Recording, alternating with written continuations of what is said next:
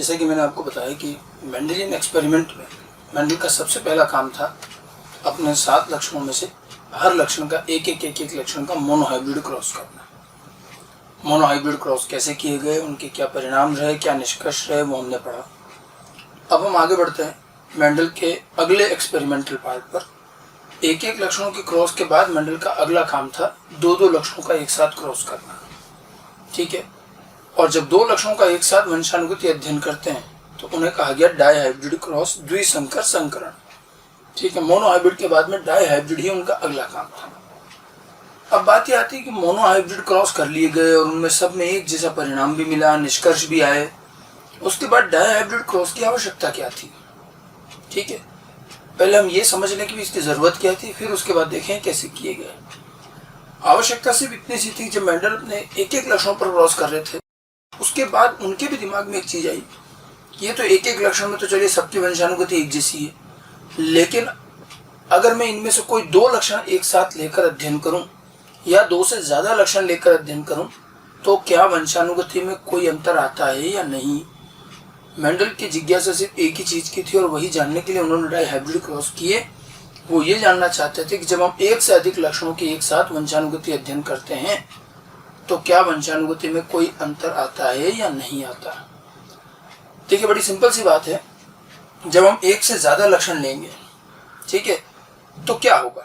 Mendel ने जैसे अपने हर क्रॉस के परिणाम पहले से ही एडवांस में सोचे, तो यहाँ भी सोचा कि अगर मैं 2 लक्षण एक साथ लेकर अध्ययन करूंगा तो होगा क्या। तो सोचने पर उन्हें दिखा कि यहाँ 2 स्थितियां हो सकती है। पहली स्थिति तो ये हो सकती है कि अगर हम 2 लक्षण एक साथ लेकर अध्ययन करें तो संभव है कि इन दोनों के मध्य कुछ ना हो। ठीक है। और जैसे ये अलग अलग मोनोहाइब्रिड क्रॉस में वंशानुगत होते थे वैसे अभी भी हों। ठीक है।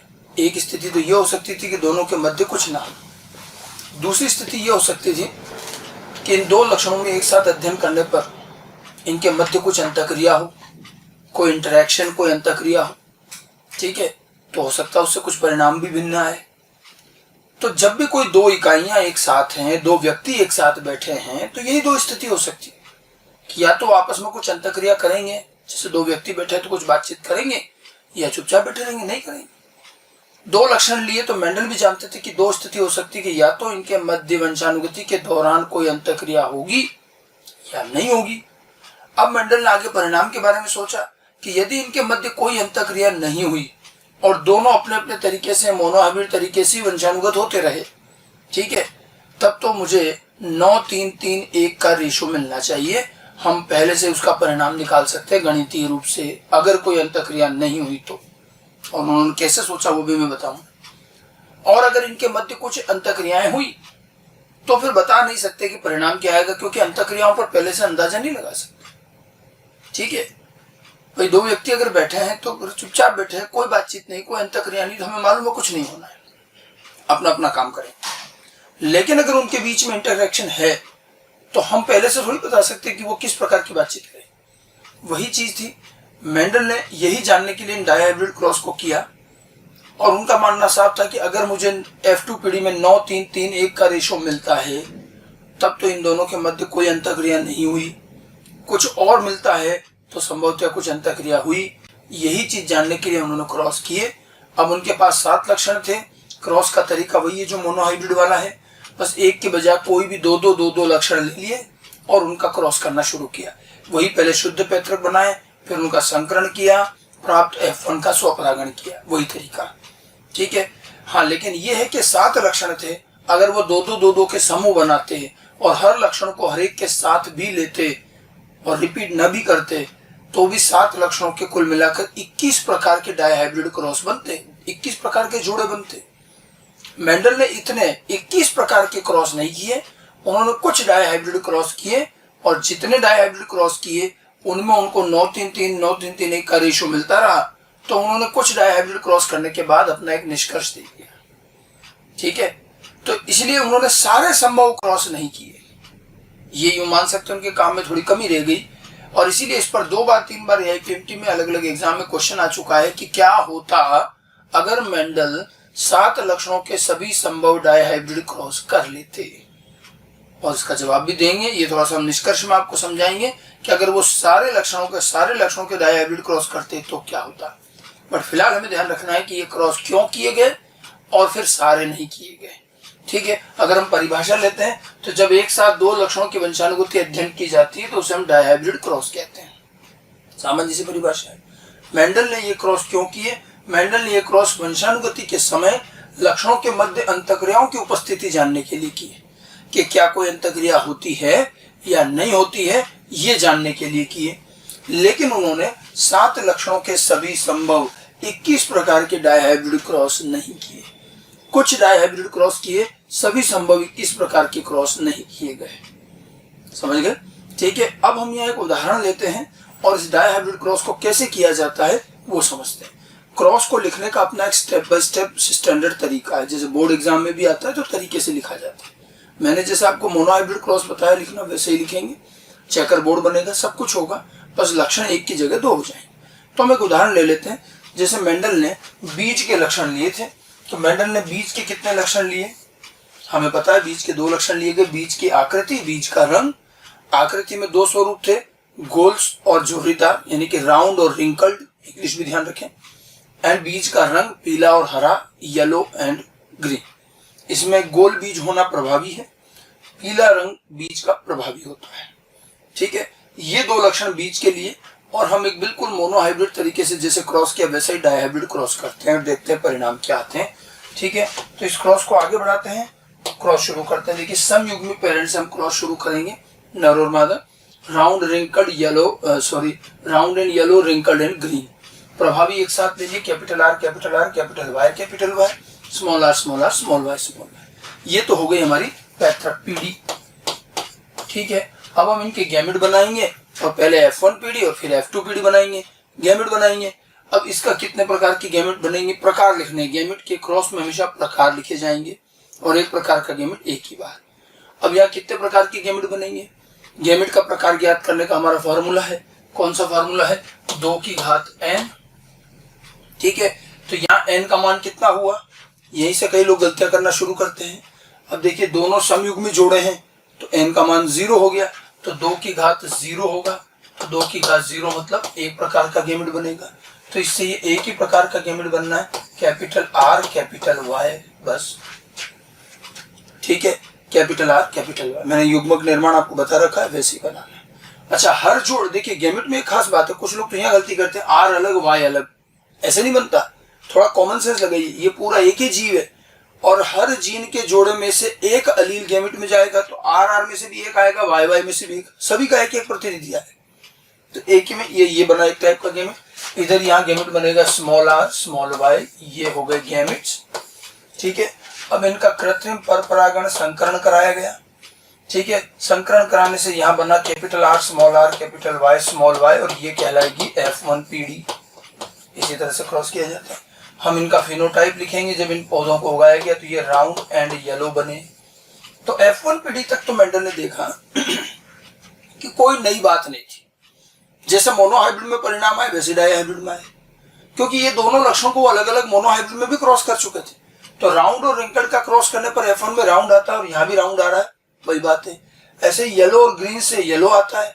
तो जो मोनोहाइब्रिड में अलग अलग परिणाम आ रहे थे वो भी एक साथ आ रहे, कोई नई बात नहीं आई। अब इन्होंने इस F1 पीढ़ी का आगे स्वपरागण किया। F2 पीढ़ी के लिए क्या करते हैं? स्वपरागण किया गया, तो इसके भी गैमेट बनेंगे, नर युग्मक मादा युग्मक बनेंगे। अब इसी के अपने नर युग्मक इसी के मादा युग्मक से संलयित होंगे, तभी तो कहलाएगा स्वपरागण। ये द्विलिंगी पुष्प होते हैं, इनको जब उगाया गया तो इसके पुष्प के अंदर नर युग्मक मादा युग्मक है और यही आपस में संलयन करेंगे। अब हम पहले गैमेट बनाएंगे। अब कितने प्रकार की गैमेट बनेंगे? ये है F1 पीढ़ी। ठीक है, तो इस F1 से कितने प्रकार की गैमेट बनेंगे? तो हम अपने वापस अपना वही फार्मूला यूज करें, 2 की घात n, तो बता सकते हो कितने प्रकार की गैमेट बनेंगे। यहाँ पर बनेंगे 2 की घात 2, विषम युग्मी कितने? दोनों विषम युग्मी है, तो 2 की घात 2 यानी कि ये बनाएंगे 4 प्रकार की गैमेट। यहाँ तो एक प्रकार बना, लेकिन इससे अब 4 बनेंगे, 4 प्रकार के नर युग्म, 4 ही प्रकार के मादा युग्म। अब कैसे बनेंगे? हम चाहे तो डायरेक्ट भी लिख सकते हैं, नहीं तो आपको मैंने एक तरीका बताया था, फोर्क लाइन विधि। फोर्क लाइन विधि में क्या करते हैं, मैंने आपको बताया था, पहले R को अलग करो, फिर दूसरा जीन Y जो है उसको इस तरह से सामने फोर्क बनाकर लिख लो। तो ये capital R capital Y capital R small y small R capital Y, small R small Y, ये बने 4 प्रकार के गैमेट। इस तरह से बनेंगे। ठीक है, तो ये 4 तरह के नर युग्मक, 4 तरह के मादा युग्मक बनेंगे। तो हम यहाँ पर गैमेट लिख सकते हैं, ये 4 प्रकार के, capital R capital Y, capital R small Y, small R capital Y, small R small Y, और यही 4 प्रकार के इधर भी गैमेट होंगे, कैपिटल आर कैपिटल वाई, वही सेम। अब देखिए, अगर 4 तरह के नर युग्मक और 4 तरह के मादा युग्मक बनेंगे तो F2 पीढ़ी में कुल संगठन कितने आएंगे। अब ये युग्मक संलयन होंगे, जायगोट बनेंगे, तो जायगोटिक संगठन। और पहले तो क्या था, मोनोहाइब्रिड में 2-2 गैमेट बने थे, तो अपन ने यही लाइन खींच के एरो से बना दिया। चेकर बोर्ड भी बताया था आपको। अब यहाँ 4-4 गैमेट है, तो चेकर बोर्ड से ही आसानी से बन पाएगा, लाइन वाइन से नहीं बनेगा। तो 4 नर युग्मक, 4 मादा युग्मक, तो कुल कितने, 4 × 4 यानी कि 16 प्रकार के जायगोटिक संगठन बन सकते हैं, और वो हम चेकर बोर्ड से ही बनाएंगे। यहाँ मुख्य बात है सिर्फ गैमेट बनाना। ये ध्यान रखना, गैमेट इस तरह से बनते हैं। ठीक है, कई लोग गलतियां करते हैं गैमेट बनाने में ही सबसे ज्यादा। जैसे ये जीनोटाइप दिया है, मैं आपको और बताऊं, कुछ लोग गलती क्या करते हैं, जैसे मान लो ये जीनोटाइप दिया है और गैमेट बनाएंगे, ये तो पता रहता है कि 4 गैमेट बनाएंगे, 4 गैमेट ऐसे बनाएंगे, capital R small R capital Y small Y. अगर आपने ऐसा कुछ किया तो ये सरासर गलत है, ऐसे नहीं होता। ऐसे नहीं कि अपन आर आर वाई वाई यूं अलग अलग कर दें। ये ध्यान रखना कि जीव पूरा एक ही है, तो उसके हर गैमेट में हर टाइप का एक जीन जाएगा। बार बार कह रहा हूं, जो भी जितने भी जीन, आर आर में से एक जाएगा, वाई वाई में से भी एक जाएगा, तो ये बनेंगे गैमेट। ठीक है, इस तरह से गैमेट नहीं बनते, क्लियरली ध्यान रखिएगा। अब 4-4 गैमेट बन गए, हम चेकर बोर्ड बनाएंगे 16 के आकार का, 4x4 का, और इन गैमेट को विधिवत तरीके से लिखेंगे और चेकर बोर्ड किस तरह से बनता है वो देखेंगे। ठीक है, आगे बढ़ते हैं। आगे देखिए, ये मैंने एक चेकर बोर्ड बना रखा है। चेकर बोर्ड में आपको बताया था नर युग्मक ऊपर की तरफ लिखे जाएंगे, मादा युग्मक साइड में लिखे जाएंगे। तो ये नर युग्मक है, ये 4 प्रकार के नर युग्मक लिख दिए और 4 प्रकार के मादा युग्मक बिल्कुल उसी का। अब ये 16 का चेकर बोर्ड है। अब देखिए, इस चेकर बोर्ड को लिखने का या इसको भरने का अपना एक तरीका है। अगर हम उसको थोड़ा सिस्टमेटिक तरीके से भरेंगे तो हमारे लिए ये आसान रहेगा इसमें से रिजल्ट निकालना। अब यूं तो ठीक है, इधर उधर से दोनों को मिला के लिख लो, लेकिन आप देखिए इस चेकर बोर्ड को थोड़ा हम सिस्टम से करें। इस चेकर बोर्ड में 2 सिस्टम होते हैं जिससे हमें फेनोटिपिक रेशियो, जीनोटिपिक रेशियो निकालना आसान होगा। हमें अनुपात निकालने जैसे मोनोहाइब्रिड में निकालते, तो लक्षण प्रारूप, जीन प्रारूप अनुपात के लिए एक होता है ट्रायंगल सिस्टम और एक होता है इसके अंदर लाइन सिस्टम। पहले मैं ट्रायंगल सिस्टम बता रहा हूँ जो लक्षण प्रारूप अनुपात के लिए बेहतर होता है। देखिए, इसके अंदर अपन कुछ ट्रायंगल बनाएंगे और उन ट्रायंगल के आधार पर काम करेंगे। जैसे सबसे पहला मैं एक बड़ा ट्रायंगल यहाँ बनाना चाह रहा हूँ कि ये जैसे एक ट्रायंगल बना,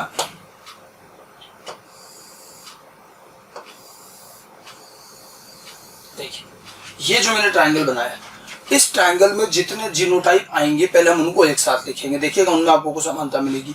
जैसे इस पहले वाले में तो क्या आया, capital R capital Y capital Y, ये तो कह रहे एक ही बार आएगा, अब दोबारा नहीं आएगा। अच्छा, यहाँ जो आया ये आया capital R capital Y small Y, ये का ये आपको यहाँ भी मिलेगा, आप बिना देखे भी लिख सकते हो, सेम आएगा, ये दोनों सेम आते हैं। फिर इसी तरह से यहाँ जो बनता है capital R small R capital Y, ये का ये आपको यहाँ मिलेगा। ठीक है, ये दोनों बिल्कुल सेम मिलेंगे। और इसी तरह से एक पूरे विकर्ण पर आपको ये 4 कॉम्बिनेशन एक जैसे मिलेंगे। देखिए ये, तो ये बना एक पूरा बड़ा ट्रायंगल दिख रहा है। अब जरा इस ट्रायंगल के अंदर देखो आपको क्या कॉमन नजर आ रहा है। अगर हम ध्यान से देखें तो इस ट्रायंगल में कुल कितने संगठन है, पहले तो गिनो कितने जायगोटिक संगठन है, गिने तो कितने जायगोटिक संगठन, 4 5 6 7 8 9 जायगोटिक संगठन है। और इन 9 जायगोटिक संगठन में आपको कुछ कॉमन नजर आ रहा है। अगर आप ध्यान से देखें तो इन 9 में कुछ कॉमन नजर आ रहा है। देखिए इन सब में पहले स्थान पर कैपिटल आर है, अपन जो है इसका कॉमन निकालते हैं। देखिए कैपिटल आर सब में है, दूसरा स्थान लेकिन कॉमन नहीं है, दूसरे स्थान पर मैंने ब्लैंक छोड़ दिया, कहीं कैपिटल आर है कहीं स्मॉल आर है। फिर तीसरे स्थान पर एक कैपिटल वाई सब में है और चौथे स्थान पर वाई जो है किसी में कैपिटल है और किसी में नहीं है। तो इस तरह से अगर मैं ये कहूँ तो ये जो 9 कॉम्बिनेशन है उनमें एक आर और एक वाई कॉमन है, इतना सारा पार्ट इसमें कॉमन। और आप देखो इसी से आप अंदाजा लगा सकते हो कि ये जो 9 है इनका फिनोटाइप क्या हुआ, ये हुए राउंड एंड येलो, ये राउंड एंड येलो हुए। कैपिटल आर है तो राउंड, कैपिटल वाई भी येलो। मतलब ये जो 9 का बड़ा ट्रायंगल है इनके सबके लक्षण प्रारूप एक जैसे होते हैं। ठीक है, इसमें भी ये दोनों स्थिति, ये दोनों स्थिति और ये चारों स्थिति एक जैसी होती। अब देखिए इसके बाद में एक अगला ट्रायंगल लेते हैं, नेक्स्ट ट्रायंगल लेते हैं। ये मैंने एक अगला ट्रायंगल बनाया एक और। इस ट्रायंगल के केवल आपको 3 कोने लेने हैं बस। अच्छा, यहाँ देखिए, यहाँ जो कॉम्बिनेशन है कैपिटल आर स्मॉल वाई, ये एक ही बार बनेगा। उसके बाद में ये वाला जो कॉम्बिनेशन यहाँ बना, ये का ये यहाँ बनेगा, ये दोनों एक जैसे होंगे। इस तरह से 3 का एक ट्रायंगल ये बनेगा। ठीक है, इस ट्रायंगल में देखिए कुल 3 संगठन है। अब यहाँ कॉमन क्या क्या है देखो, तो ध्यान से देखें तो कैपिटल आर पहले स्थान पर सभी में है। दूसरा स्थान हमें ब्लैंक छोड़ना पड़ेगा, कहीं कैपिटल आर कॉमन नहीं है, उसमें कैपिटल आर है, कहीं स्मॉल आर है। और फिर तीसरे चौथे दोनों स्थान पर अगर हम ध्यान से देखें तो उसमें स्मॉल वाई है, ये कॉमन आया है। इसमें कॉमन निकालना आना चाहिए। पूरे चेकर बोर्ड का निष्कर्ष लिख रहा हूं मैं, और यही बार बार काम आएगा हमारे। अब कैपिटल आर है तो इसका फिनोटाइप क्या हुआ, राउंड, और स्मॉल वाई है तो ये क्या हो जाएगा, राउंड एंड ग्रीन। ठीक है, अब उसके बाद लेते हैं एक और, नेक्स्ट एक ट्रायंगल और अगला। देखिए अगला जो ट्रायंगल होता है ये एक ट्रायंगल और बन सकता है छोटा सा। यहाँ पर देखिए एक कॉम्बिनेशन ये है स्मॉल आर कैपिटल वाई, और ये जो है small R capital Y small Y, ये का ये इधर बनेगा। ये 3 का ये एक और ट्रायंगल। अब इन 3 में देखिए कॉमन क्या है, तो स्मॉल आर कैपिटल वाई, और ये एक ब्लैंक छोड़ेंगे। लास्ट वाली पोजीशन कहीं कैपिटल वाई कहीं स्मॉल वाई, तो इन 3 में ये कॉमन पार्ट है। इनका कॉमन अब स्मॉल आर है तो क्या आ जाएगा, ये रिंकल्ड, और कैपिटल वाई है तो येलो, रिंकल्ड एंड येलो। और उसके बाद अंत में केवल एक संगठन बचा। ये जो एक संगठन बचा ये है स्मॉल आर स्मॉल वाई। ठीक है, ये केवल एक ही कॉम्बिनेशन है, स्मॉल आर स्मॉल वाई, यानी कि रिंकल्ड एंड ग्रीन।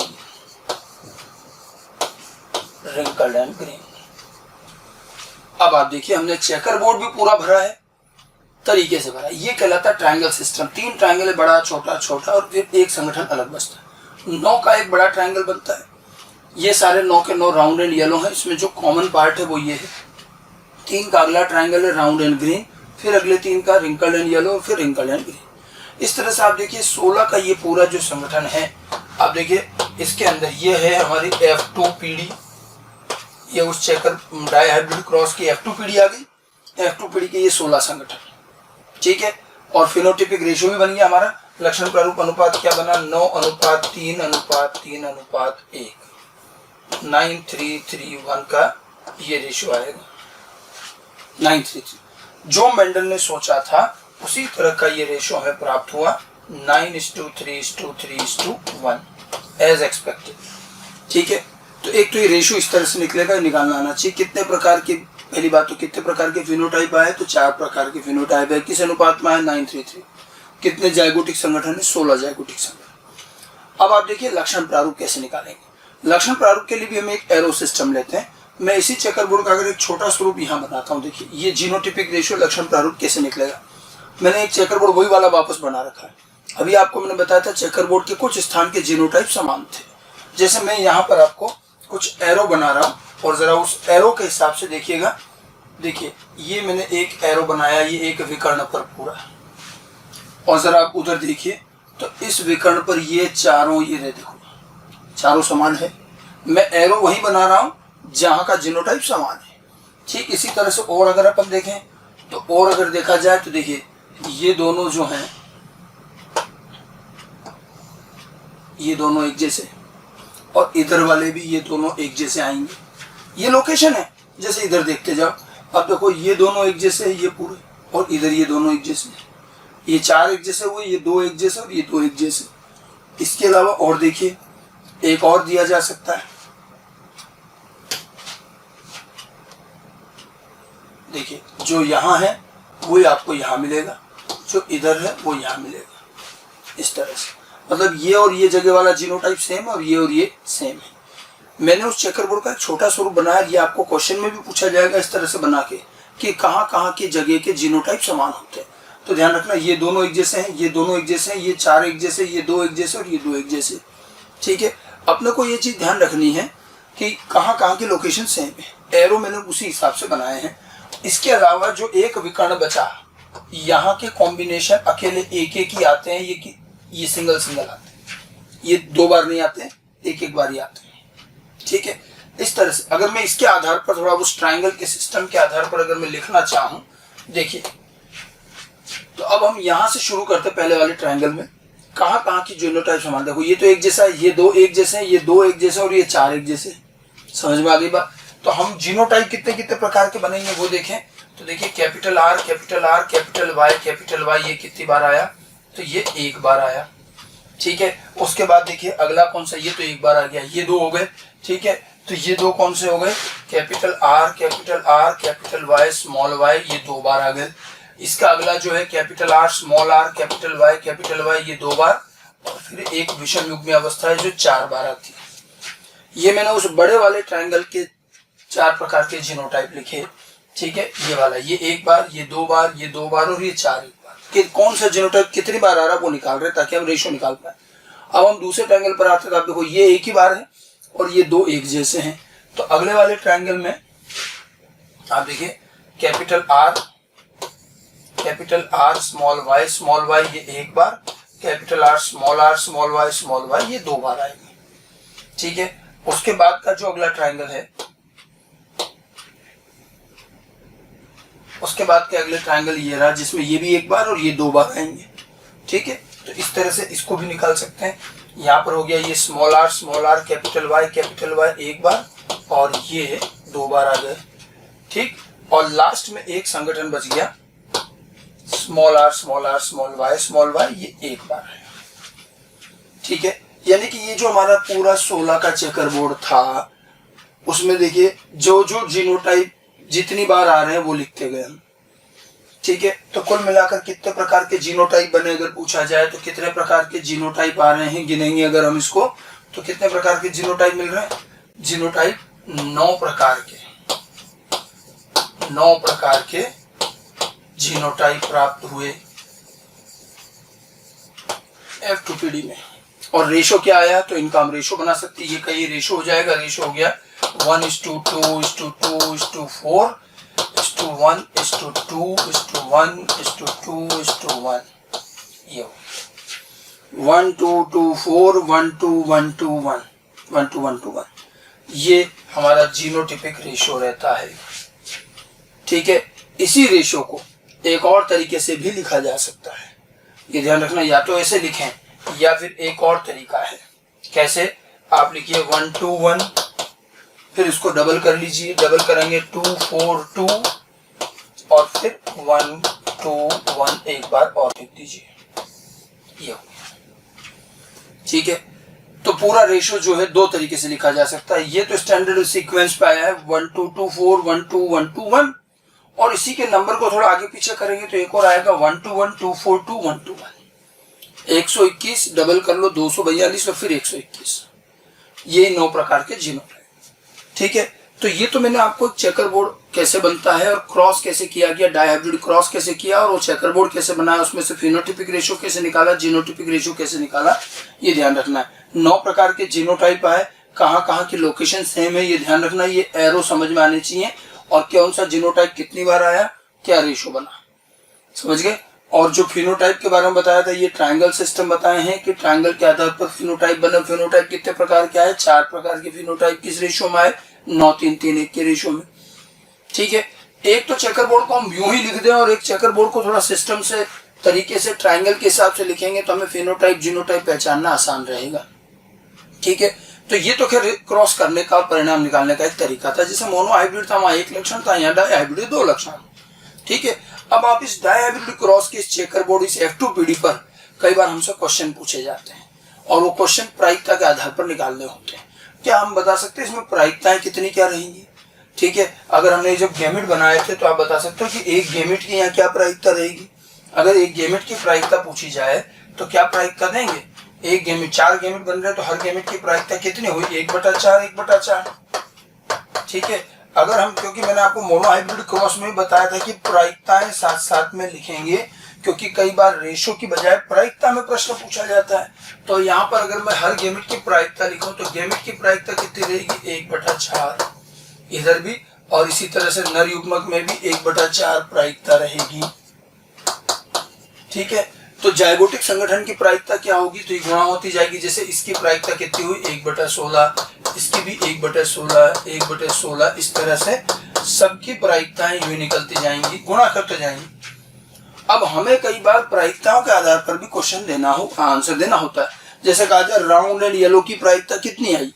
तो 9 है ना, तो प्रायिकता कितनी हो जाएगी? 9/16, 16 में से 9। ठीक है, राउंड एंड ग्रीन की प्रायिकता 3/16 हो जाएगी। इस तरह से प्रायिकताओं पर आधारित कुछ क्वेश्चन और भी आ सकते हैं। मैं एक क्वेश्चन आपको बता रहा हूँ किस तरह से हमें प्रायिकता निकालनी है। जैसे क्वेश्चन लिखा है, किसी डायहाइब्रिड क्रॉस की F2 पीढ़ी में उन संततियों की प्रायिकता क्या होगी? ठीक है, और एक एक करके क्वेश्चन दे रखे कि उन संततियों की प्रायिकता क्या होगी जो दोनों लक्षणों के लिए समयुग्मी हो। ठीक है, जो दोनों लक्षणों के लिए विषम युग्मी हो। इस तरह के क्वेश्चन है। ये एक एक क्वेश्चन एक एक ऑब्जेक्टिव में आता है। तो आप देखिए, उन संततियों की क्या प्रायिकता होगी F2 पीढ़ी में जो दोनों लक्षणों के लिए समयुग्मी हो। सबसे पहले हमें समयुग्मी की बात की कि दोनों के लिए समयुग्मी हो। ठीक है, अब हमें चेकर बोर्ड से इन चीजों को देखना है, चेकर बोर्ड से निकाल सकते हैं दोनों लक्षणों के लिए समयुग्मी। जरा मुझे चेकर बोर्ड देख के बता सकते हो कहाँ कहाँ है दोनों लक्षणों के लिए समयुग्मी? ठीक है, अगर हम इसमें ध्यान से देखें तो अब आप देखिएगा, इसमें गलती भी करते हैं कई लोग। दोनों लक्षणों के लिए समयुग्मी, तो हमारा ध्यान एक तो यहाँ जाता है, एक यहाँ जाता है, और कई बार लोग बाग आंसर दे देते 2/16, 16 में से 2 हैं, लेकिन गलत। ये 2 भी हैं तो ये दोनों भी तो हैं। ये देखिए, ये चारों एक विकर्ण पर जो आ रहे हैं ये दोनों लक्षणों के लिए समयुग्मी हैं। हमने प्रभावी अप्रभावी कुछ नहीं बोला है, तो यहाँ 2 प्रभावी 2 अप्रभावी, कोई बात नहीं, समयुग्मी तो है। तो 2 नहीं, कुल मिलाकर 4 होंगे दोनों लक्षणों के लिए समयुग्मी। तो इसका आंसर क्या हो जाएगा? इसका आंसर होगा 4/16, यानी कि 25%, 25%। ऐसा आंसर निकालना है। इस तरह के क्वेश्चन होंगे दोनों लक्षणों के लिए समयुग्मी। अब दोनों लक्षणों के लिए विषम युग्मी निकाल सकते हैं। ये चीजें आपके जीनोटाइपिक रेशियो से भी, देखो समयुग्मी विषम युग्मी हमेशा जीनोटाइप से पता चलता है, और प्रभावी अप्रभावी का पता चलेगा फिनोटाइप से। समझ गए? ये पहले भी मैंने बताया। तो आपका ये जो जीनोटाइपिक रेशियो था इसमें भी आ रहा है, ये लिख रखा। इसमें आप देखो जितने भी जो एक एक बार आए हैं, आप देखो इस पूरे रेशियो में ये रहा, और ये है, फिर ये है, और फिर ये है। जो एक एक बार आए हैं वो सभी दोनों लक्षणों के लिए समयुग्मी हैं। देखो दिख रहा है? और दोनों लक्षणों के लिए विषम युग्मी। अब दूसरा क्वेश्चन, विषम युग्मी, आप ध्यान से देखो, दोनों लक्षणों के लिए विषम युग्मी तो सिर्फ ये रहे। ठीक है, दोनों लक्षणों के लिए विषम युग्मी, और कितने आ रहे हैं? 4। अगर हम चेकर बोर्ड में देखें तो इस विकर्ण पर दोनों के समयुग्मी है, तो इस विकर्ण पर देखो ये दोनों लक्षणों के लिए विषम युग्मी आ गए एक जैसे। ठीक है, तो दोनों लक्षणों के लिए विषम युग्मी भी कितने हैं? तो 4 ही हैं। ये भी 4/16 होगा, यानी कि 25%। दोनों लक्षणों के लिए विषम युग्मी। दोनों लक्षणों के लिए विषम युग्मी को हम डायहाइब्रिड भी बोलते हैं, ध्यान रखना, डायहाइब्रिड संततियां। मैंने आपको बताया था डायहाइब्रिड क्रॉस कहना अलग बात है। डायहाइब्रिड क्रॉस में तो 2 लक्षणों का क्रॉस है, लेकिन डायहाइब्रिड जीव, डायहाइब्रिड संतति, ये डायहाइब्रिड संतति कौन सी होगी? Capital R small r, capital Y small y। Gamete निर्माण के समय हमने कहा था कौन से जीनोटाइप को डायहाइब्रिड जीनोटाइप बोला जाएगा? केवल इसको। और ये कितने आए हैं? 4, 25%। समझ गए? नेक्स्ट क्वेश्चन, जो एक लक्षण के लिए समयुग्मी और दूसरे लक्षण के लिए विषम युग्मी है। अब ऐसे कितने जिसमें एक लक्षण तो समयुग्मी हो और एक लक्षण विषम युग्मी हो, ये भी निकाल सकते हैं। जीनोटाइपिक रेशियो में देखो जरा, ये जो जीनोटाइपिक रेशियो आया इसमें अगर आप ध्यान दो तो जितने 2-2 बार आ रहे हैं जीनोटाइप, ये देखो, ये वाला, ये वाला, ये और ये।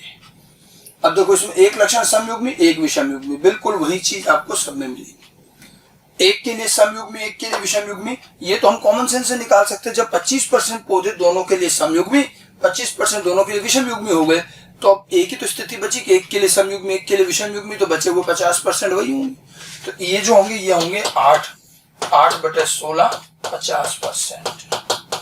ठीक है, ये जो मैंने आपको बताया कि जो 2-2 बार आए हैं ये वाले 2 2 2 तो 8 हो गए, ये 8/16 हो जाएंगे दोनों के लिए, एक के लिए लक्षण समयुग्मी, एक के लिए विषम युग्मी। ठीक है, आगे बढ़ते हैं, अगला क्वेश्चन लेते हैं। जिनमें पैतृकीय लक्षण प्रारूप हो।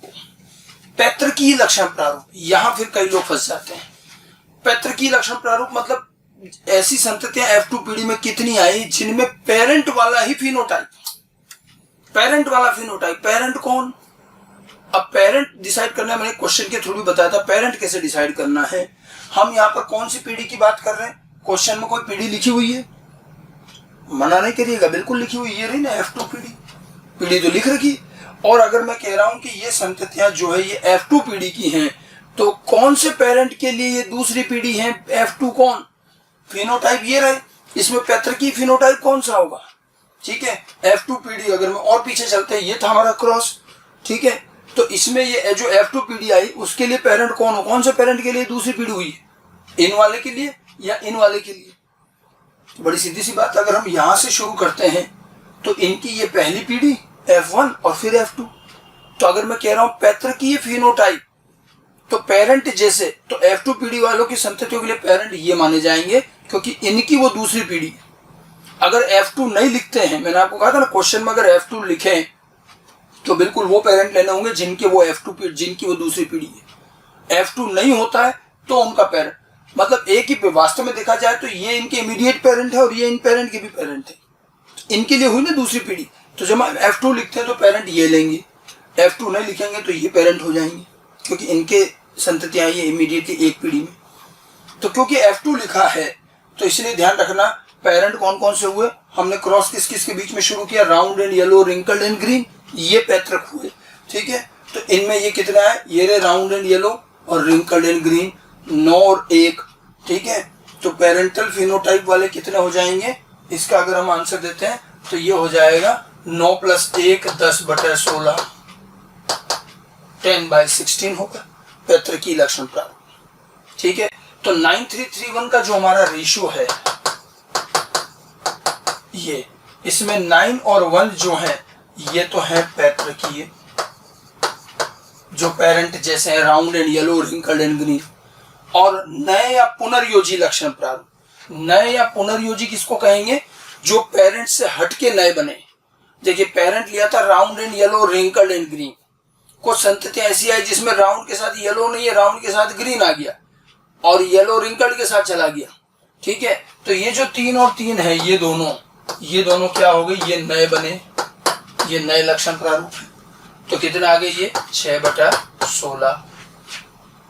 ठीक है, तो पूछा जाए पैतृकीय लक्षण प्रारूप कितने? 10/16, नए कितने? 6/16।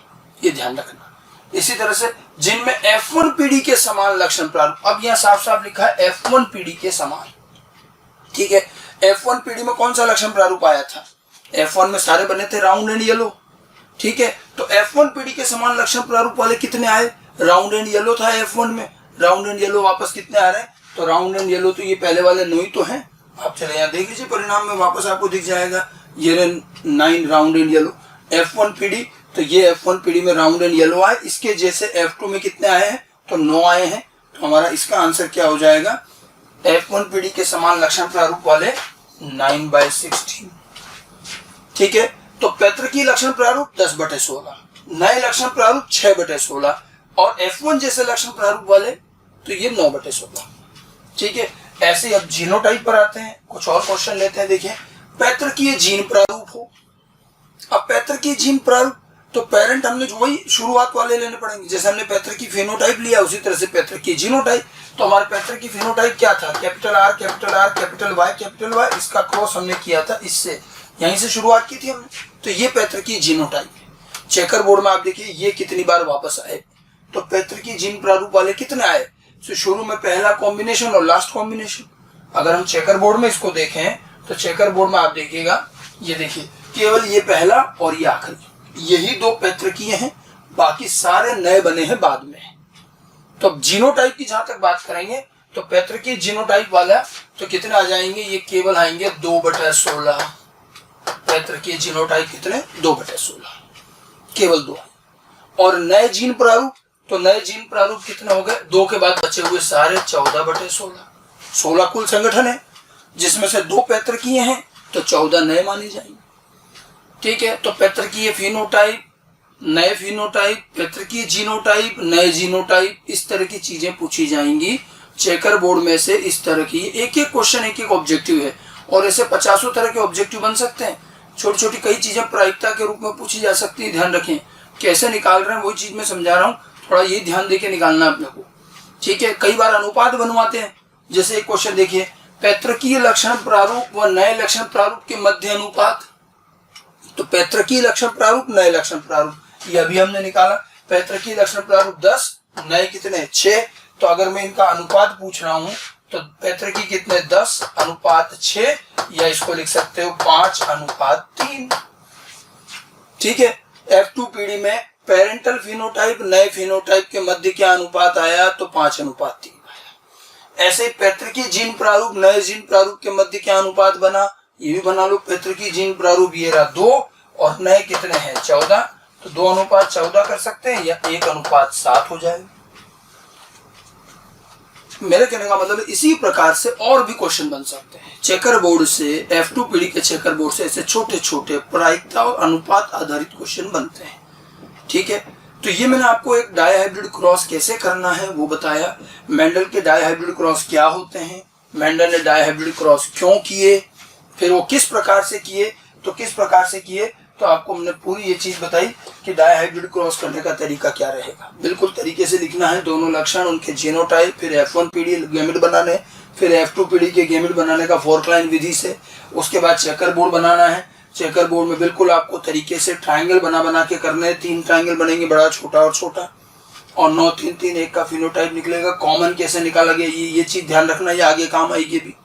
और उसके बाद में जीनोटाइप बनाए गए, तो जीनोटाइप के लिए भी हमने देखा कि कहाँ की जगह के जीनोटाइप समान है, उसके आधार पर हमने जीनोटिपिक रेशियो निकाला। आगे बात समझ में। और उसके बाद में फिर इन चेकर बोर्ड के आधार पर ये कुछ क्वेश्चन, ठीक है, कैसे हमने प्रायिकता और कैसे रेशियो निकाली। तो चेकर बोर्ड, डायहाइब्रिड क्रॉस और क्रॉस के साथ साथ ये थे उनके परिणाम।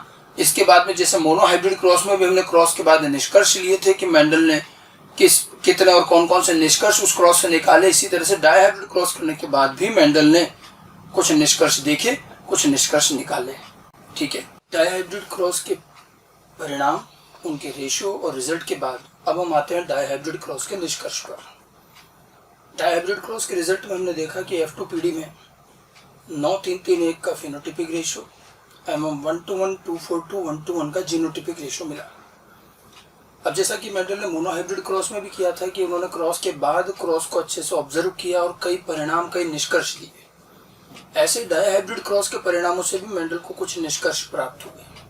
ठीक है, उन्हीं निष्कर्षों में जो एक सबसे मुख्य निष्कर्ष है वो हम यहाँ डिस्कस करेंगे। अच्छा, यहाँ पर खास बात ये भी है कि जो निष्कर्ष मोनोहाइब्रिड क्रॉस में उन्हें मिले थे वो सारे के सारे डायहाइब्रिड में भी दिखाई दिए। मोनोहाइब्रिड के 3 निष्कर्ष आपको बताए गए थे, जोड़ी कारकों का सिद्धांत, प्रभाविता का सिद्धांत एवं पृथक्करण का नियम। तो वो तीनों चीजें तो यहाँ भी हैं। ठीक है, लेकिन इसके अलावा एक अतिरिक्त निष्कर्ष और मिला। तो जो 3 चीजें मोनोहाइब्रिड वाली वो तो यहाँ भी रहेगी। ठीक है, एक यहाँ पर एक्स्ट्रा नई चीज आई है, हम उसी को डिस्कस करेंगे। अगर आपसे पूछा जाए कि डायहाइब्रिड क्रॉस में कुल कितने निष्कर्ष मिले, तो कुल निष्कर्ष तो 4 हैं, जिसमें से 3 तो वही है जो मोनोहाइब्रिड पर आ चुके हैं। चौथा हम यहाँ पर एक नया लेंगे, और ये जो नया निष्कर्ष है ये वही चीज है जिस उद्देश्य से मेंडल ने अपने डायहाइब्रिड क्रॉस को शुरू किया था। मैंने आपको शुरू में बताया था कि डायहाइब्रिड क्रॉस करने के पीछे मेंडल का उद्देश्य क्या था। उद्देश्य स्पष्ट था कि अगर हम एक से अधिक लक्षणों को एक साथ लेकर वंशानुगति का अध्ययन करेंगे तो क्या इनके वंशानुगति में कुछ भिन्नता आती है।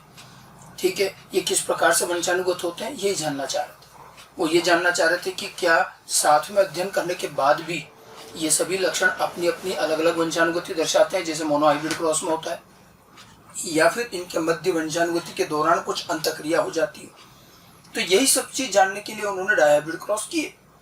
और जैसा कि उन्होंने पहले ही गणितीय आधार पर यह निकाल लिया था कि यदि मुझे F2 पीढ़ी में 9 3 3 1 का रेशियो मिलेगा तो इसका मतलब यह है कि लक्षणों के मध्य कोई अंतक्रिया नहीं है और हर लक्षण स्वतंत्र रूप से ही वंशानुगत हो रहा है। यह उन्होंने कैसे सोचा, कैसे तय किया, वो भी हम आपको बताएंगे। और इसी निष्कर्ष को जब उन्हें उन्होंने डायहाइब्रिड क्रॉस किए, याद रखिएगा 7 लक्षणों के अगर हम सारे संभव डायहाइब्रिड क्रॉस की बात करें तो कुल 21 प्रकार के डायहाइब्रिड क्रॉस बनते हैं, जैसा मैं बता चुका हूँ। उन्होंने कुछ गिने चुने डायहाइब्रिड क्रॉस किए, सारे नहीं किए, और जितने उन्होंने किए उनमें उनको 9-3-3-1 का रेशो मिलता रहा। तो कुछ क्रॉस के बाद उन्होंने अपना एक निष्कर्ष दे दिया, और उसी निष्कर्ष को आज मेंडल का दूसरा नियम भी कहते हैं। ठीक है, इसे बाद में, इस निष्कर्ष को बाद में कोरेंस द्वारा एक नाम दिया गया, लॉ ऑफ इंडिपेंडेंट असोर्टमेंट, स्वतंत्र अपव्यूहन का नियम। जेनेटिक्स में एक बड़ा ही इंपॉर्टेंट नियम है। ठीक है, और ये नियम और ये प्रक्रिया जो है ये तभी दिखाई देती है जब हम एक से अधिक लक्षणों पर काम करेंगे। ठीक है, तो यहाँ जो एक मुख्य निष्कर्ष हमें मिला वो है स्वतंत्र अपव्यूहन का नियम, लॉ ऑफ इंडिपेंडेंट असोर्टमेंट। में पोस्टुलेट संख्या 4 लिख रहा हूँ, 3 वही है जो पहले बात।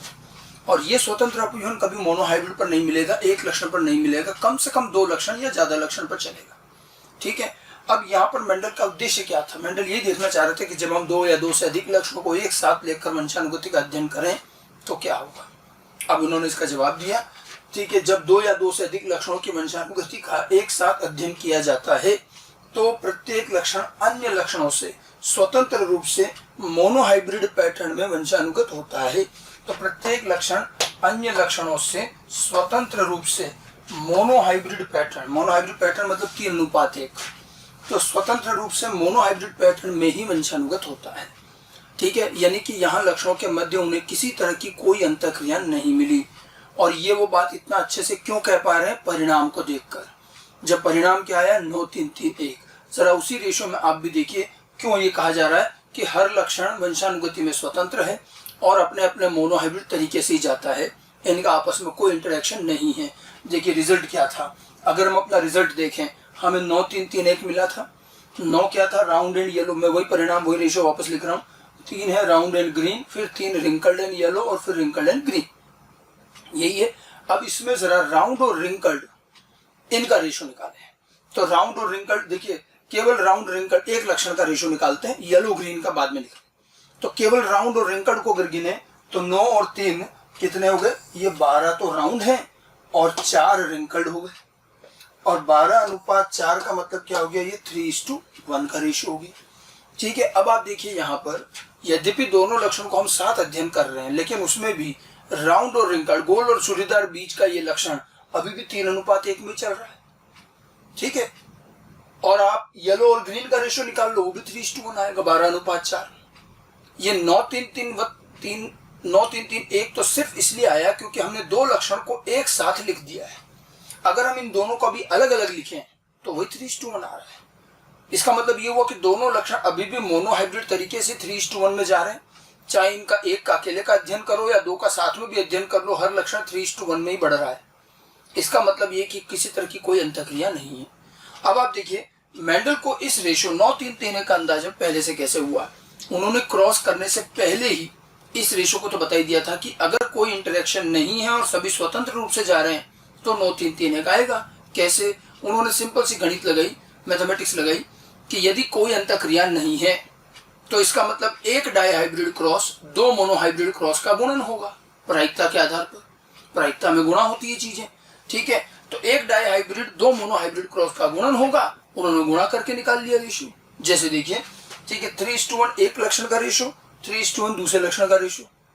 2 लक्षण है, दोनों का 3:1 गुणा कर लो तो 3 9 हो गए। इनको गुणा करो, 9-3-3-1 आ जाएगा। जीनोटिपिक रेशो एक का 1:1 आता है, दूसरे का भी 1:1, इनको गुणा कर लो, यही रेशो आएगा 1:1, 2:4, 2:1. ठीक है, यानी कि ये दोनों रेशो बिना क्रॉस किए गुणा करके भी लाए जा सकते हैं। इसी को अपव्यूहन कहते हैं। ठीक है, और ये हमारा आगे बहुत काम आएगा, क्वेश्चन सॉल्व करने में ध्यान रखिएगा। मतलब गणितीय रूप से अगर हम बात करें, अर्थात अपव्यूहन के अनुसार एक डायहाइब्रिड क्रॉस 2 मोनोहाइब्रिड क्रॉस का गुणन होता है। तो जब तक आपको क्वेश्चन में 2 जीन के मध्य, 3 जीन के मध्य, 4 जीन के मध्य, कितने भी जीन हो, अपव्यूहन कहा जाए तो आप गुणा करके रिजल्ट निकाल लो, क्रॉस करने की जरूरत ही नहीं, गणित मैथमेटिक्स चलेगी सीधी सीधी। ठीक है, और क्वेश्चन में कई बार अपव्यूहन लिखा नहीं जाता, 2 जीन का क्रॉस किया गया, बस इतना सा लिखते हैं। तो ध्यान रखिए, अगर कुछ नहीं लिखा है तो हमें अपव्यूहन ही मान के करना है। ठीक है, मेंडल का ये निष्कर्ष जो उनके रिजल्ट आए उसके आधार पर था।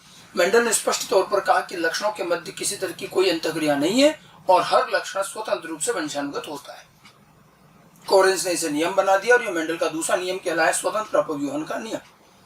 लेकिन बात यहाँ खत्म नहीं हुई। मेंडल ने तो इतना ही दिया था निष्कर्ष, और मेंडल के अनुसार 9331 आता है। लेकिन क्या हुआ, मेंडल के पुनर्खोज के बाद जब डायहाइब्रिड क्रॉस अन्य लोगों ने किए, बैटसन, पुनेट, मॉर्गन, कई वैज्ञानिक बाद में आए, तो उन्होंने देखा कि मेंडल के मोनोहाइब्रिड क्रॉस में तो ज्यादा समस्या नहीं है और 3:1 बाद में भी लोगों को मिलता रहा।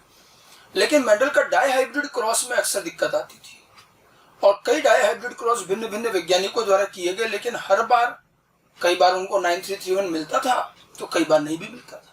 मतलब हर बार 9331 नहीं मिलता था, कई बार नहीं भी मिलता था। और 9331 नहीं मिलने का मतलब अपव्यूहन नहीं हो रहा, अपव्यूहन हो रहा है, स्वतंत्रता है, इसका परिणाम कैसे मिलेगा, इस रेशियो से मिलता है। अगर डायहाइब्रिड क्रॉस में 9331 नहीं आ रहा मतलब स्वतंत्र अपव्यूहन नहीं है। और बाद के वैज्ञानिकों को ऐसा कई बार दिखाई दिया और धीरे धीरे मेंडल का जो निष्कर्ष सबसे ज्यादा आलोचना में रहा वो यही था, स्वतंत्र अपव्यूहन। कई बार लोगों को आगे के क्रॉस में, डायहाइब्रिड क्रॉस में 9331 और अपव्यूहन नहीं मिला और धीरे धीरे ये लगने लगा कि मेंडल का ये कथन जो है या ये जो निष्कर्ष है ये सार्वत्रिक नहीं है, इसमें कई अपवाद हैं, इसे नियम नहीं कह सकते क्योंकि बहुत ज्यादा अपवाद होने पर हम नियम नहीं बोलते। तो धीरे धीरे मेंडल के अपव्यूहन को एक तरह से खारिज सा कर दिया गया। लेकिन उसके कुछ सालों बाद फिर आते हैं मॉर्गन। मॉर्गन ने इस नियम को पुनर्जीवित किया है। मॉर्गन ने जब ड्रोसोफिला पर लक्षणों का अध्ययन और वंशानुगति का अध्ययन किया तब उन्हें एहसास हुआ कि मेंडल का अपव्यूहन गलत नहीं है। हालांकि मेंडल वंशानुगति के दौरान होने वाली सारी बातें नहीं बता पाए, लेकिन जो वो बता के गए वो तो सही है।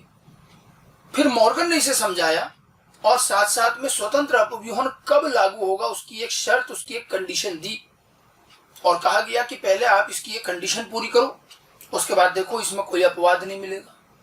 और इसीलिए ये उसके बाद भी नियम कहा गया और आज तक भी नियम कहा जाता है। लेकिन हाँ, ये जो नियम है अपव्यूहन, ये शर्त पर चलता है, कुछ शर्तों के साथ।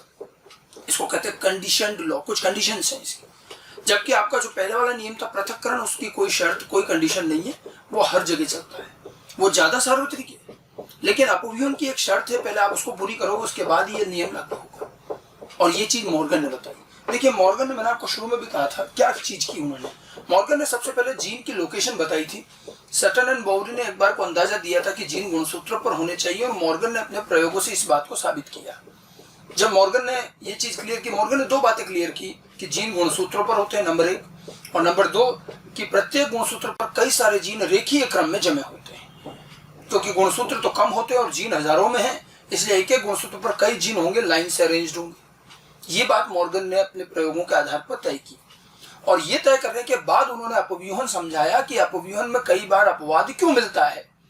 अब उन्होंने बहुत सामान्य भाषा में समझाया लोगों को कि भाई अगर हम 2 लक्षण या 2 से ज्यादा लक्षण लेकर वंशानुगति का अध्ययन कर रहे हैं तो जरा इमेजिन करो कि इन लक्षणों के जीन गुणसूत्रों पर ही तो होंगे। तो जरा सोचिए कि गुणसूत्रों पर जीन की क्या व्यवस्था होगी। तो अपने आप हमें 2 स्थितियां नजर आएगी। मॉर्गन कहते हैं कि हो सकता है आपने जो 2 लक्षण अपने अध्ययन में लिए उन दोनों लक्षणों के जीन अलग अलग गुणसूत्र पर हो, और यह भी संभव है कि आपने कोई 2 लक्षण जिनके अध्ययन के लिए जो लक्षण लिए उनके जीन एक ही गुणसूत्र पर आ जाए, क्योंकि एक गुणसूत्र पर कई जीन रेखीय क्रम में। ठीक है, तो यहां 2 अवस्थाएं बनती है। और अब मॉर्गन इस बात को समझाते हैं कि यदि आपके द्वारा चयन किए गए लक्षण अध्ययन के उनके जीन भिन्न भिन्न गुणसूत्रों पर हैं तो वो स्वतंत्र रहेंगे एक दूसरे से और अपने अपने हिसाब से वंशानुगत होंगे मोनोहाइब्रिड तरीके से, और वहां आपको अपव्यूहन मिलेगा। लेकिन यदि ऐसे कोई 2 लक्षण अपने अध्ययन में ले लिए जिनके जीन समान गुणसूत्रों पर है तो फिर ये दोनों जीन गुणसूत्र तो पूरा एक साथ ही जाता है, टूट के थोड़ी जाता है। तो एक गुणसूत्र पर उपस्थित ये सारे जीन ये तो एक साथ ही जाएंगे। फिर आपको जीन स्वतंत्र रूप से जाते हुए नहीं दिखेंगे बल्कि साथ साथ जाते हुए दिखेंगे। और जीन की इस तरह से साथ साथ अगली पीढ़ियों में जाने की ही प्रवृत्ति को उन्होंने एक नया नाम दिया, संलग्नता, लिंकेज। जेनेटिक्स का एक और बड़ा इंपॉर्टेंट ये कंसेप्ट है लिंकेज का, जो मॉर्गन ने दिया, मेंडल नहीं बता पाए। ठीक है, मेंडल ने तो सिर्फ 9331 के आधार पर अपव्यूहन बता दिया। ठीक है, तो मॉर्गन फिर यहां पर जोड़ते हैं चीजें कि अपव्यूहन गलत नहीं है। अपव्यूहन मेंडल द्वारा कहा गया अपव्यूहन बिल्कुल होता है, लेकिन हर जगह सिर्फ अपव्यूहन होगा ये सोचना गलत है। ये हमारी सोच थी, मेंडल ने थोड़ी कहा था ऐसा। ठीक है, हर जगह हम अपव्यूहन की उम्मीद करें तो गलत है, और कई जगह अपव्यूहन नहीं होगा तो संलग्नता होगी। और उन्होंने सहलग्नता की खोज करी और तब जाकर वो अपव्यूहन को भी समझा पाए और सहलग्नता नाम की एक नई चीज भी दे पाए। ठीक है, और स्पष्ट तौर पर कहा कि सहलग्नता और अपव्यूहन एक दूसरे की विपरीत प्रक्रियाएं हैं। ठीक है, दोनों में से कोई एक काम ही होगा। दो जीन के मध्य या तो सहलग्नता होगी या फिर अपव्यूहन होगा, दोनों एक साथ नहीं हो सकते कभी। भाई दो लक्षणों के जीन या तो एक ही गुणसूत्र पर होंगे या अलग अलग पर होंगे। तो ये चीजें सब बात की है। मेंडल का निष्कर्ष यहीं तक था। मेंडल तो साफ कहते हैं कि भाई एक डायहाइब्रिड दो मोनोहाइब्रिड क्रॉस के गुणे के समान है और इस तरह से गुणा करके भी रेशो आ रहा है, बिल्कुल गणित की तरह। लेकिन इसके बाद मॉर्गन इस लॉ को पूरा बनाने में कुछ चीजें जोड़ते हैं और उन्होंने एक कंडीशन जोड़ी कि स्वतंत्र अपव्यूहन का नियम केवल तभी लागू होता है जब दोनों लक्षणों के जीन अलग अलग समजात गुणसूत्र जोड़े पर उपस्थित हों। और ये जरूरी है, दोनों लक्षणों के जीन अलग अलग समजात गुणसूत्र जोड़े पर, यह मॉर्गन द्वारा कहा गया। ये चीज पूरी करनी जरूरी है। उसके बाद आप देखिए अपव्यूहन हमेशा चलेगा। पहले ये तय कर लीजिए कि दोनों लक्षणों के जीन अलग अलग गुणसूत्र पर होने चाहिए, फिर हमेशा अपव्यूहन मिलेगा। तो ये शर्त के साथ चलने वाला नियम है। नियम दो तरह के होते हैं, विद कंडीशन, विदाउट कंडीशन। कुछ शर्तों के साथ नियम चलते हैं, कुछ बिना किसी शर्त के चलते हैं। अब सेग्रीगेशन बिना शर्त के, ये शर्त के साथ चलते, इसलिए नियम आज भी माना जाएगा इसमें। ठीक है, लेकिन यहाँ अपव्यूहन समझाते समझाते ही मॉर्गन ने संलग्नता की एक बड़ी खोज की। अब देखिए उसको समझा है मेंडल की बात को। जैसे ये दो जीन था RRY ये लिया था मेंडल, उसी क्रॉस का ले रहे। अब इन जीन को अगर मैं गुणसूत्र पे रखूं तो आप देखिए क्या व्यवस्था होगी। तो मुझे दो व्यवस्था नजर आई। हो सकता है ये R और Y अलग अलग गुणसूत्र पर हो और हो सकता है ये समान गुणसूत्र पर हो। मतलब जैसे मैंने ये चीज जो बना रखी है कि हो सकता है जीन R यहाँ है, जीन Y इस गुणसूत्र पर है, इस तरह से दोनों अलग अलग पर हैं। और या फिर हो सकता है कि ये जीन R और जीन Y एक ही गुणसूत्र पर। क्या ये दो स्थितियां एक साथ हो सकती? कभी नहीं, या तो ये होंगी या ये होंगी। ठीक है, अब अगर ये स्थिति रहती, देखिए अब जीन साथ जाएगा या अलग अलग जाएगा, ये चीज हम गुणसूत्रों पर देखेंगे तो अच्छे से समझ में आएगी। ठीक है, और जब युग्मक निर्माण होता है, देखिए अगली पीढ़ी बनाता है गैमिट, तो गैमिट बनने के टाइम ही पता चल जाएगा कि साथ जा रहे हैं कि अलग जा रहे हैं। अगर जैसे हम गैमिट बनाने की बात करें, ठीक है, तो आपको भी पता है कि जब युग्मक बनते हैं, ये तो डिप्लॉइड समजात जोड़ा है तो द्विगुणित कोशिका है। जब इससे अगुणित युग्मक बनेंगे तो युग्मक कैसे बनते हैं मियोसिस में? हर जोड़े में से एक गुणसूत्र गैमिट में जाएगा, तो इस जोड़े में से भी आएगा, इसमें से भी आएगा, या मान लो ये एक है तो इसमें से भी जाएगा। हम जरा गैमिट बनाने की स्थिति देखें। ठीक है, तो अगर मैं जैसे गैमिट बनाना चाहूं तो मैं हर गैमिट में इसमें से भी एक लूंगा, इसमें से भी एक लूंगा, तो मैं क्या क्या स्थिति ले सकता हूं? देखिए हो सकता है किसी गैमिट में ये वाला गुणसूत्र और ये गुणसूत्र आ गया हो, तो ये दोनों गुणसूत्र आए तो क्या आया, देखो कैपिटल R इधर से और इधर से कैपिटल Y, ये दोनों आया, ये गैमिट बना। हो सकता है ये भी हो सकता है कि ये और ये साथ आए हों, ये दोनों एक गैमिट में गए हों, तो ये कैपिटल R और ये स्मॉल y, ये दूसरा गैमिट। हो सकता है ये दोनों एक गैमिट में चले गए हों, तो देखिए इस तरह से एक गैमिट बना, स्मॉल r और कैपिटल Y। और ये भी संभव है कि ये दोनों गए हों, तो इस तरह से देखिए स्मॉल r स्मॉल y। कितने प्रकार के गैमिट बने? 4 प्रकार। हम जो वो फोर्क लाइन विधि से जो 4 गैमिट बनाते थे वो यही तो रहे। ये देखो हर जोड़े में से इसमें से एक लेना, इसमें से एक लेना, तो कितनी संभावना बन सकती है? 4। और प्रत्येक युग्मक वही 1/4 प्रायिकता में आएगा। अब आप देखिए जीन R जीन Y से स्वतंत्र है कि नहीं? Capital R gene capital Y के साथ भी उतनी आसानी से जा रहा है जितना स्मॉल y के साथ जा रहा है। तो कैपिटल R कैपिटल Y के साथ भी जा रहा है, कैपिटल R स्मॉल y के, सभी स्वतंत्र है, कोई भी किसी के साथ जा रहा है, चारों गैमिट बराबर बनते हैं। जब ऐसा होगा तभी 9 3 3 1। अब 4 प्रकार के गैमिट बने और 4 ही मादा गैमिट बनेंगे, 4 ही नर बनेंगे, 16 का चेकर बोर्ड और 9 3 3 1 आ जाएगा। तो ये जो स्थिति है, ठीक है, इसको हम कहेंगे स्वतंत्र अपव्यूहन। तो ये जो है ये अपव्यूहन कहलाएगी। इसलिए यहां 9 3 3 1 का रेशियो आएगा। ठीक है, मेंडल के केस में यही हुआ। लेकिन मॉर्गन कहते हैं कि एक स्थिति और थी कि बाय चांस हमने ये दो जीन लिए जो अलग अलग पे ना होकर एक ही पर होते तो क्या होता। अब एक पर होते तो इस एक जोड़े का अपन गैमिट बनाएंगे। गैमिट जैसे इधर गैमिट बना है तो इसका गैमिट बनने का मतलब क्या हुआ? एक गैमिट में ये गुणसूत्र चला गया कैपिटल R कैपिटल Y और दूसरे में ये चला गया स्मॉल r स्मॉल y, बस और कुछ नहीं हो सकता। तो जहां इस जगह पर 4 गैमेट बन रहे हैं, यहाँ तो 2 ही बने। ठीक है, मतलब अब यहाँ एक बाध्यता, जैसे यहाँ देखिए कैपिटल आर कैपिटल वाई के साथ भी आसानी से जा रहा है और स्मॉल वाई के साथ भी जा रहा है, लेकिन यहाँ पर कैपिटल आर कैपिटल वाई के साथ ही जाएगा, ये बाध्यता है, ये संलग्न है, साथ साथ जाएंगे क्योंकि ये एक ही गुणसूत्र। इधर स्मॉल आर स्मॉल वाई साथ जाएगा। अब अगर हमारी इच्छा है कि नहीं हम तो गैमेट में ऐसा चाहते हैं कि इधर कैपिटल आर और इधर स्मॉल वाई जैसे इधर बन रहा है ऐसा यहाँ भी बने, तो क्या बन सकता है? ऐसे देखने पे तो नहीं बन सकता कि कैपिटल आर स्मॉल वाई के साथ स्मॉल आर कैपिटल वाई के साथ चला जाए, नहीं, ऐसे नहीं जाएगा। यहां से तभी संभव है जब यहां पर अब एक जीन विनिमय हो जाए कि ये जीन इधर आ जाए, ये जीन इधर चला जाए।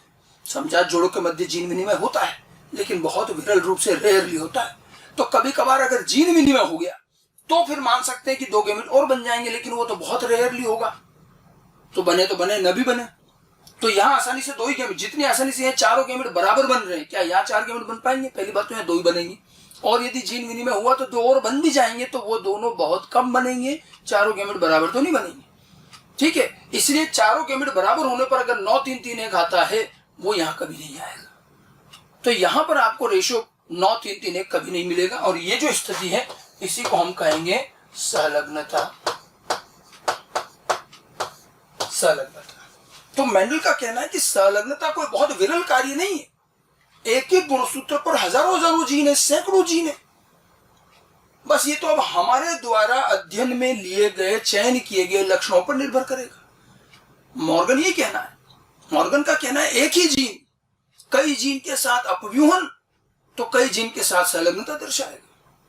ठीक है, अब ये जीन आर अपने इस वाई जीन से तो संलग्नता दर्शा रहा है, लेकिन ये आर जीन किसी दूसरे गुणसूत्र के जीन से तो अपव्यूहन दर्शाएगा। तो ये तो 2 जीन के मध्य का संबंध है, और ये संबंध तय होता है उन गुणसूत्र पर, उनकी स्थिति से कि समान गुणसूत्र पर स्थित है तो संलग्नता का संबंध, अलग अलग गुणसूत्र पर है अपव्यूहन। तो अपव्यूहन गलत नहीं है, लेकिन अपव्यूहन के साथ संलग्नता भी होनी चाहिए, तब हमें दोनों बातें समझ में आई। ठीक है, अब ये तो संयोग था कि मेंडल ने जितने डायहाइब्रिड क्रॉस किए उनमें उनको 9 3 3 1 मिला, तो उन्होंने तो अपव्यूहन की बात की थी, संलग्नता पर कुछ नहीं कहा।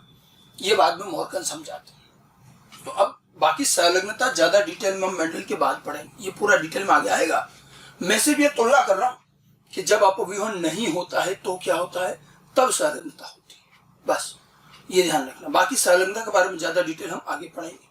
ठीक है, अब आप देखिए, कुल मिलाकर अगर मैं ये कहूं कि स्वतंत्र अपव्यूहन क्या हुआ, तो जीन आर का जीन वाई से स्वतंत्र रूप से वंशानुगत होना ही अपव्यूहन हुआ। और आर और वाई किस प्रकार के जीन हैं, अलीलिक या नॉन अलीलिक? Non allelic. तो हम ये कह सकते हैं कि नॉन अलीलिक जीन की स्वतंत्र रूप से वंशानुगति को ही क्या कहेंगे, अपव्यूहन। ठीक है, आर का वाई से नॉन अलीलिक जीन का स्वतंत्र रूप से वंशानुगत होना अपव्यूहन, बट नॉन अलीलिक जीन का साथ साथ वंशानुगत होना संलग्नता। समझ गए? मैंने आपको जब अलील पढ़ाया था तब भी मैंने कहा था कि एक समजात जोड़े के समान लोकस पर जो है वो अलील, बाकी नॉन अलील। और नॉन अलील 2 तरह के बताए थे कि एक ही गुणसूत्र पर अलग अलग लोकस वाले जीन भी नॉन अलीलिक और अलग अलग गुणसूत्र वाले भी नॉन अलीलिक। ठीक है, तो ये दोनों ही नॉन अलीलिक जीन। तो नॉन अलीलिक जीन 2 प्रकार के हैं, जो अलग अलग गुणसूत्र वाले नॉन अलीलिक है वो अपव्यूहन दर्शाएंगे, जो समान गुणसूत्र वाले हैं संलग्नता दर्शाएंगे। तो नॉन अलीलिक जीन का स्वतंत्र वंशानुगति ये क्या हो गया, अपव्यूहन। नॉन अलीलिक जीन के साथ साथ वंशानुगति संलग्नता। समझ गए? ठीक है, ये दोनों चीज ध्यान रखें। अब यहां पर अगर मैं आपको जरा पृथक्करण से तुलना करूं, पृथक्करण में भी स्वतंत्र पृथक होने की बात हो रही थी, तो आर का वाई से अलग होना ये तो अपव्यूहन है, साथ जाना लिंकेज है। लेकिन पृथक्करण कहां हुआ? पृथक्करण क्या कहा गया था, अलीलिक जीन का युग्मक निर्माण के समय स्वतंत्र रूप से पृथक होना पृथक्करण कहलाता है, यही था। तो अलीलिक जीन मतलब आर का वाई से स्वतंत्र जाना तो अपव्यूहन है, लेकिन अगर आर का आर से अलग होना या वाई का वाई से अलग होना, ये चीज क्या होगी, ये है सेग्रीगेशन, पृथक्करण। अलीलिक जीन है ना आर आर, इनका अलग, वाई वाई का अलग होना, ये सेग्रीगेशन है। ठीक है, अब आप देखिए जब अपव्यूहन हो रहा है, क्या इस समय जब आर और वाई स्वतंत्र जा रहे हैं तो आर आर वाई वाई भी अलग हुए कि नहीं हुए? बिल्कुल हुए, दोनों कौन सा अलग अलग हुए। मतलब जब अपव्यूहन होता है तब सेग्रीगेशन भी तो हो रहा है साथ साथ, आर आर वाई वाई ये भी अलग हो गए। अच्छा, जब लिंकेज हो रहा है, ठीक है, जब अपव्यूहन नहीं हो रहा तो क्या इस समय सेग्रीगेशन हो रहा है? देखिए आर और वाई साथ जा रहे हैं लेकिन RRYY अलीलिक जीन तो अलग हुआ ना यहाँ भी, मतलब सेग्रीगेशन अपव्यूहन के साथ भी होता है, संलग्नता के साथ में, दोनों तरफ होगा, क्योंकि वो अलीलिक जीन के पृथक्करण का काम है। और इसीलिए सेग्रीगेशन आपको हर जगह होता हुआ दिखेगा जब जब मियोसिस होगा। सेग्रीगेशन में इसलिए तो कोई कंडीशन नहीं है, वो तो हमेशा सार्वत्रिक रूप से चलेगा, क्योंकि वो अलीलिक जीन का पृथक होना। तो स्पष्ट ध्यान रखें, अलीलिक जीन का पृथक होना पृथक्करण, नॉन अलीलिक जीन का स्वतंत्र जाना अपव्यूहन, नॉन अलीलिक जीन का साथ जाना संलग्नता। तीन बड़ी चीजें हैं, तीनों की तुलना आनी चाहिए। ठीक है, ये चीज अच्छी तरह से ध्यान रखनी है। अब आप देखिए, यही मैंने तीनों निष्कर्ष लिख रखे हैं, ध्यान रखिएगा कि अलग अलग गुणसूत्रों पर उपस्थित नॉन अलीलिक जीन, अलग अलग गुणसूत्रों पर उपस्थित नॉन अलीलिक जीन की स्वतंत्र वंशानुगति अपव्यूहन कहलाती है। एक बात, एक ही गुणसूत्र पर उपस्थित नॉन अलीलिक जीन, अब एक ही गुणसूत्र पर उपस्थित नॉन अलीलिक जीन की साथ साथ वंशानुगति संलग्नता लिंकेज कहलाती है।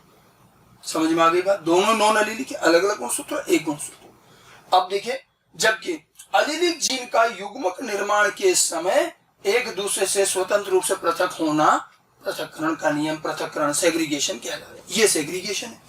तो ये कंपैरिजन तीनों का आना चाहिए कि अपव्यूहन क्या है, लिंकेज क्या है और सेग्रीगेशन क्या है। अलीलिक नॉन अलीलिक आधार पर ही समझ पाएंगे।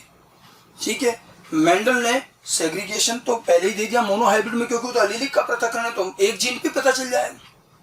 लेकिन आपको अगर असोर्टमेंट या लिंकेज की कोई बात करनी है तो कम से कम दो नॉन अलीलिक जीन लेने पड़ेंगे, तो क्रॉस डाइहाइब्रिड या उससे ऊपर का लेना पड़ेगा, मोनोहाइब्रिड पर नहीं आएगा। समझ में आ गई बात? अब क्योंकि मेंडल ने तो सीमित मात्रा में डाइहाइब्रिड क्रॉस किए थे, इसलिए मेंडल को संलग्नता नहीं दिखी। अगर वो ज्यादा क्रॉस करते तो शायद दिख जाती। ठीक है, आप देखिए, तीन क्वेश्चन हैं जो आपको मॉड्यूल में मिलेंगे, क्योंकि पिछले सालों में पूछे गए एग्जाम में। एक प्रश्न आता है, क्या होता यदि मेंडल 7 के बजाय 8 लक्षण ले लेते। फिर एक प्रश्न है, क्या होता यदि मटर में 14 जो की बजाय 12 यानी 6 जोड़े गुणसूत्र के होते। और तीसरा, क्या होता यदि मेंडल 7 लक्षणों के सभी संभव 21 प्रकार के डाइहाइब्रिड क्रॉस कर लेते। ठीक है, तो ये तीन चीजें हैं। तीनों क्वेश्चन में देखिए, आपको ऑप्शन में, दो ऑप्शन में कंफ्यूजन होगा। पहला कि वो संलग्नता की खोज कर लेते, और दूसरा उन्हें अपव्यूहन प्राप्त नहीं होता। अब आपको करना क्या है? देखिए, पहले जो दो क्वेश्चन बताए 7 के बजाय 8 होते, आप देखिए, पहले कुछ समय के लिए गलती से यह मान लिया गया था कि मेंडल के 7 लक्षणों के जीन 7 गुणसूत्रों पर है, क्योंकि गुणसूत्र भी 7 दिखे और लक्षण भी 7।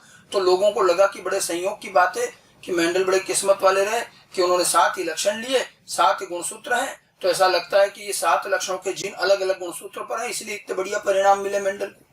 हालांकि ब्लिक्स नाम के वैज्ञानिक ने इसे क्लियर कर दिया कि ऐसा नहीं है, मेंडल के 7 लक्षणों के जीन 4 ही गुणसूत्रों पर है। क्योंकि कुछ समय के लिए ये चीज दिमाग में आ गई थी कि 7 लक्षणों के जीन कहीं 7 गुणसूत्रों पर तो नहीं है। इसी आधार पर पूछ लिया कि क्या होता अगर वो 7 के बजाय 8 लक्षण लेते। भाई 7 लक्षण लिए जब तक तो हर गुणसूत्र पर एक एक लक्षण का जीन आ गया, अगर वो 8 लेते तो 8वें को कहां रखते? तो किसी एक गुणसूत्र पर 2 करने पड़ते, और एक पर 2 करते ही क्या आता? लिंकेज। ठीक है, तो वही बात है, इसीलिए ये क्वेश्चन पूछा जा रहा है।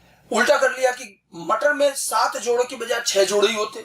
अब लक्षण 7 लिए, गुणसूत्र 6 जोड़े होते, और एक एक पे रख भी देते, तो एक को तो 2 पे, किसी एक पर तो 2 के रखने पड़ते, तभी आते ना 7 लक्षण। तो दोनों ही स्थितियों में यही आ रही है कि अगर ऐसा होता तो लिंकेज की संभावना बन रही है। खैर, अब तो ये कहने की जरूरत ही नहीं है, क्योंकि हमें मालूम है कि 7 लक्षणों के जीन तो 4 ही गुणसूत्रों पर।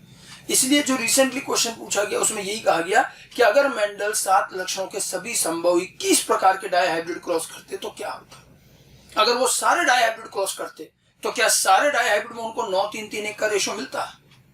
नहीं। उन डाइहाइब्रिड में कोई डाइहाइब्रिड ऐसा भी तो होता जिसमें गुणसूत्र संख्या 4 के ही दोनों लक्षण एक साथ होते। गुणसूत्र संख्या 4 पर तो 3 लक्षणों के जीन थे, तो वो भी आते डाइहाइब्रिड क्रॉस में। कोई डाइहाइब्रिड क्रॉस ऐसा भी होता है जिसमें क्रोमोसोम 1 के दोनों लक्षण एक साथ भी होते, 1 पे भी तो 2 लक्षण के जीन। तो क्या उन डाइहाइब्रिड क्रॉस में उनको 9-3-3-1 मिलता? नहीं मिलता। जिस डाइहाइब्रिड में क्रोमोसोम 4 के 2 लक्षण होते, क्रोमोसोम 1 के 2 लक्षण होते, उनमें उनको 9-3-3-1 नहीं मिलता, उनको उनमें संलग्नता मिलती। अब ये तो उन्होंने क्या सारे 21 डाइहाइब्रिड क्रॉस नहीं किए, कुछ ही किए। जितने किए उसमें 9-3-3-1 था, तो उन्होंने अपव्यूहन का निष्कर्ष दे दिया। अगर वो सारे करते तो शायद कुछ में उनको 9-3-3-1 नहीं मिलता। हम आंसर क्या करें तीनों क्वेश्चन में? कि वो संलग्नता की खोज कर लेते अगर ऐसा होता तो, या उन्हें अपव्यूहन नहीं मिलता। अब इसमें ध्यान रखना कि वो संलग्नता की खोज कर ही लेते, उस बात की गारंटी आज नहीं दे सकते। क्या पता उन्हें ये बात समझ में आती नहीं आती, उस समय गुणसूत्र कोई जानता ही नहीं था, तो कैसे खोज कर लेते। तो ये कहना तो बहुत ज्यादा अंदाजा लगाने वाली बात हो गई। हाँ, जो निष्कर्ष उन्होंने दिया था अपव्यूहन का, वो उनको नहीं मिलता, क्योंकि वो देख लेते कि 9 3 3 1 नहीं आ रहा, मतलब अपव्यूहन नहीं हो रहा। तो बेहतर अगर ये दोनों ऑप्शन एक साथ है कि वो अपव्यूहन, उन्हें अपव्यूहन प्राप्त नहीं होता या उन्हें वो संलग्नता की खोज कर लेते, तो हम प्राथमिकता के आधार पर आंसर करेंगे उन्हें अपव्यूहन प्राप्त नहीं होता। अब वो संलग्नता की खोज कर पाते नहीं कर पाते वो कहना मुश्किल है, समझ गए। हाँ, अगर इन दोनों में से कोई एक ही ऑप्शन है तो कोई दिक्कत ही नहीं, दोनों ऑप्शन एक साथ जानबूझ के दिए जाते हैं क्वेश्चन में, आपको आंसर उसी तरह से देना है, ठीक है। तो ये तो डाइहाइब्रिड क्रॉस, उसके परिणाम और उसका निष्कर्ष। बाकी निष्कर्ष तो मोनोहाइब्रिड वाले ही हैं, ठीक है। एक नया निष्कर्ष है। तो 2 क्रॉस डाइहाइब्रिड तक मेंडल को 4 निष्कर्ष मिल गए, जोड़ी कारक प्रभाविता, पृथक्करण और अपव्यूहन। मेंडल के कार्यों में यही 4 मुख्य निष्कर्ष हैं। इसके बाद भी मेंडल ने कुछ और भी क्रॉसेस किए हैं। इससे पहले हम अब डाइहाइब्रिड क्रॉस पर आधारित कुछ क्वेश्चंस भी देखेंगे, ठीक है। अगले सेगमेंट में हम इस पर बात करेंगे।